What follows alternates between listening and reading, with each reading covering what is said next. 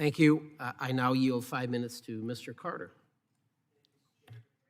Thank you, Mr. Chairman and Ranking Member. 273 crossing fatalities, 1,475 per year between 2005 to 2021. GPAC meetings, making sure these communities are safe becomes very, very important. Mr. Grubb, can you explain the benefits of Pipeline and Hazardous Materials Safety Administration issuing a final class rule? So there's three main benefits. Thank you for the question, by the way. There's three main benefits associated with finalizing the class location rule. The first is updating the outdated regulation that's been in place for over 50 years. It was put in place prior to inline inspection being developed and those technologies being further advanced.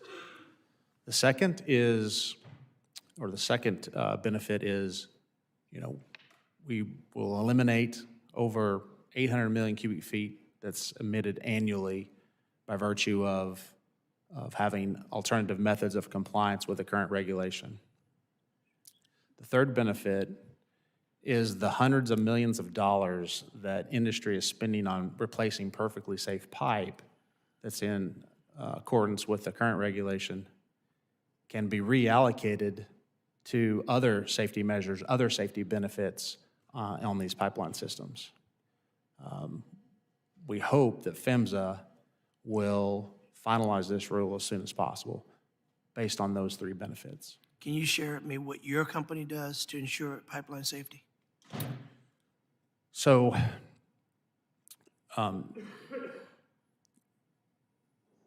the main things are we respond to incidents with the priorities of lives and property first. We investigate incidents to determine the causes and the facts of those incidents, and then we use those findings to improve our processes and procedures.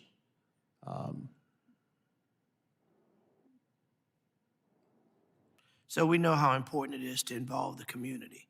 And I just heard Mr. Brown suggest that there's been 5 meetings over the last several years. Do you think that's ample? I mean, we're talking about keeping the community involved, making sure that they understand the most up-to-date safety measures, that they know the early warnings, that they know the areas to be protected. I suggest that these meetings should be much more frequently held. These are largely to consider the text of regulations that we promulgate and come to a consensus on those, on that text. And so we are trying to time them where we can get, if given the interest in our finishing our rulemakings quickly, to try to get as many rulemakings on one of those meetings as possible. Otherwise, it's just, it extends the amount of work everyone has to do. But you would agree that having community involvement is essential. I'm sorry? You would agree that having community involvement is essential. Yeah, community is welcome to attend those meetings, but it's largely only attended by the statutory members of that committee, which is 15 individuals. And they represent 5 people from industry, 5 from governmental entities, and then 5 public members. So what individuals are mandated that must be in attendance for these meetings? Well, actually, no one's mandated to attend, but there are 15 members of the committee that are statutorily required to be appointed. 15 members from where? 5 from industry, 5 from the public, 5 from governmental entities, state and local. Okay, so tell me about the 5 from the public. So we, for the first time, appointed a labor representative, the people that actually do the work that we're talking about on the ground. Mr. Karam's a member, and his organization is represented as a member of the public. We have an environmental organization, Environmental Defense Fund, represented, law professor, and then for the first time, we're trying to focus on, can we get some engineer professors, so people with sort of the greatest amount of expertise in this space, committed to our mission of safety and environmental. Well, why not individuals? Why not people from the community, people that are most impacted? You say those 5 are community, but I didn't hear you say anybody from a neighborhood. I didn't say you hear anybody from a school, anyone from a church, anyone from the affected community. May I?